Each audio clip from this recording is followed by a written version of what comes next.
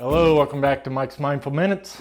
Hey, I haven't done one of these in a little while, so I figured I'd throw one in before a series of videos coming out, just to explain why I did it this way and what to expect in the near future.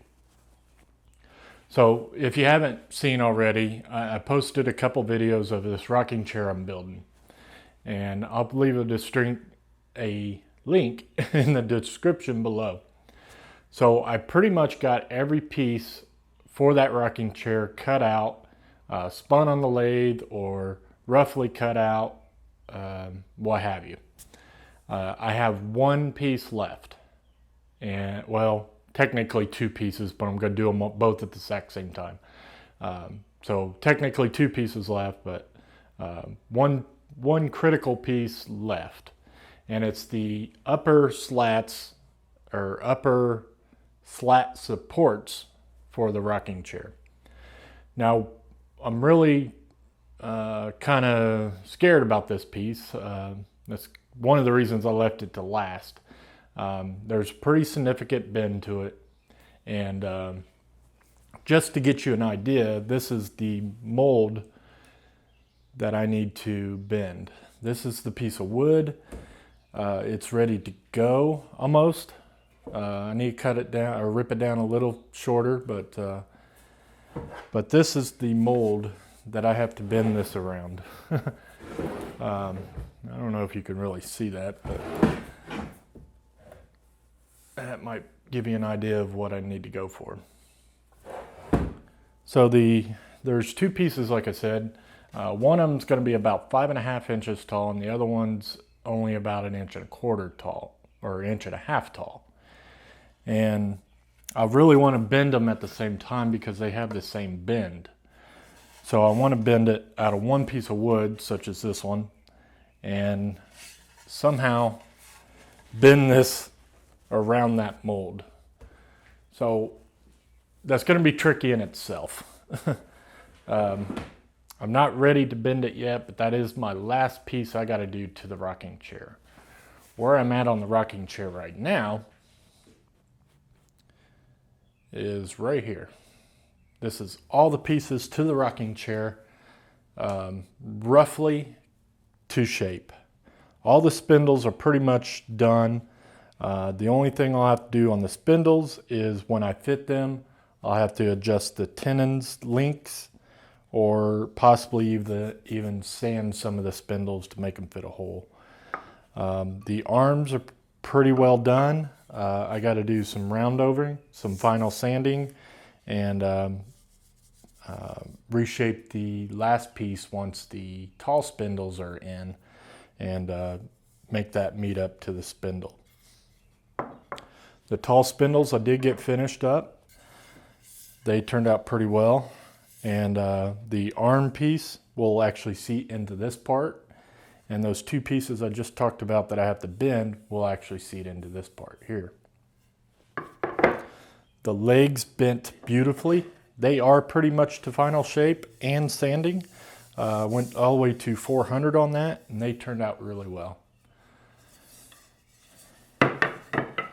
The back slats are pretty well to shape as well. I just have to, again, do something with the tenons once I'm ready for that part of the assembly. They turned out pretty well. That's up to 400 as well. All the spindles I got to go back through, sand with the grain to at least 400. And the seat, I have to still cut the seat out, which I just got the tool in, and I'm going to talk about that here. So my last video, I posted this tool right here. Now I bought this tool specifically to cup the seat out, do the final butt cupping of it. I don't know if there's a technical term for that, but that's what I call it. So I posted a video on that. Let me take the battery out that before I hit the trigger. So I posted a video on this, and no talking, just music and kind of roughly showing what this tool does. This tool is absolutely amazing. I've used it twice since I've had it, and I've only had it a day and a half. And it's pretty cool. I'll put a link in the description where you can actually buy this tool. It's made by King Arthur's Tool. At least that's where you can get it from. I bought mine on Amazon. I'm sure you could buy it off of his website as well. I don't know, but I would assume so. Now the grinder that I'm using is a DeWalt 20 volt max cordless grinder. I had a few questions about the tool and the grinder itself. The grinder itself, I've never used a grinder ever. So I don't know if it's any better than a corded grinder or not. This was a more or less an impulse buy because I'm starting to switch over my cordless tools to the 20 volt max, and this was an option and I was in the market for one anyway, so I went ahead and bought it. That's why I bought it.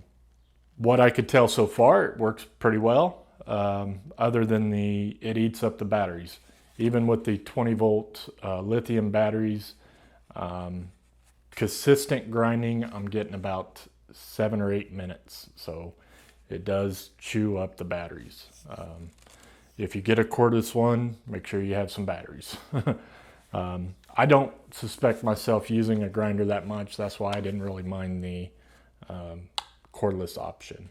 If in the future I'll decide I want a grinder for multiple uses, I will probably buy a corded grinder. Oh, the tool itself. I had a couple questions. Is it worth the money? In my opinion, yes, absolutely it's worth the money. This disc with the arbor was about $85. You do have to buy the special arbor for this. Your original arbor for your grinder probably won't work. It might. I'm not an expert, but it was recommended on the website to buy the arbor with this particular wheel. And I did, and it fit beautifully. The only thing I don't like is it's kind of hard to get that nut on there, so you have to use a socket. I think it was a 21 millimeter, I believe. The other question was, how do you clean out the buildup on the wheel? Well, to answer your question, I don't know, but I'm going to find out.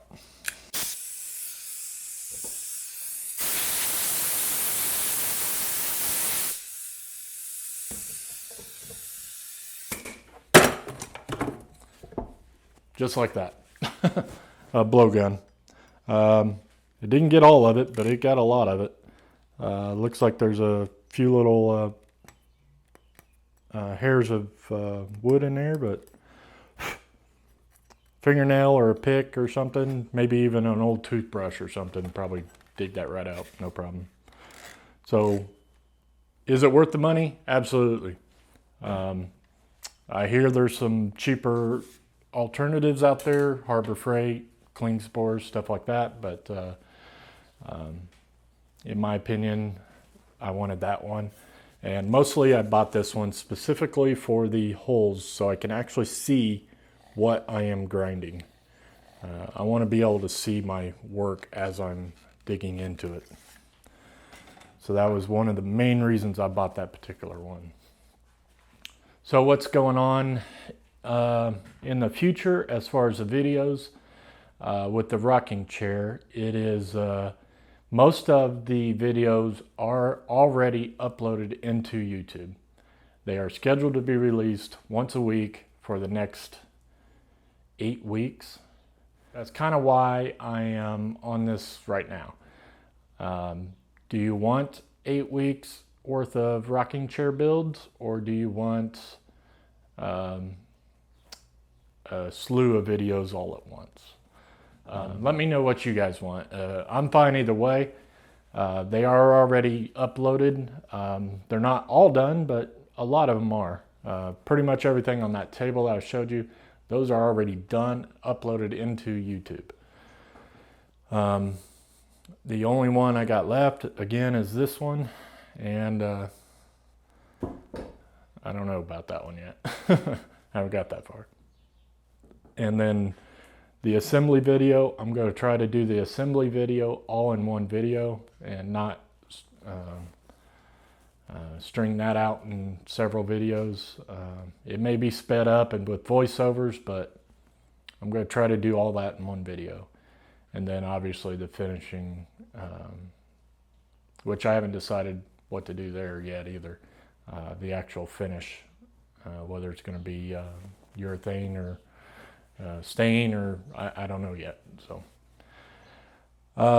yeah, let me know what you want on the videos, because I'm fine either way. If you want me to release 4 of them this week and 4 of them next week, or if you want me to release them all at the same time, if you want me to release them once a week, it really don't matter to me. It's whatever you guys want. I'm doing this for you guys. So past projects, how long were we into this? 12 minutes. Okay, I'll just cut it off right there, because that's about 12 minutes of me rambling on about boring stuff. So look forward to the rocking chair build. I'm pretty excited about the chair. It's going a lot faster than I was expecting. So yeah, I'm really looking forward to actually getting it done now. So maybe in a few more weeks, I'll actually be done with this project. So move on to other things. So until next time, I'll see you later.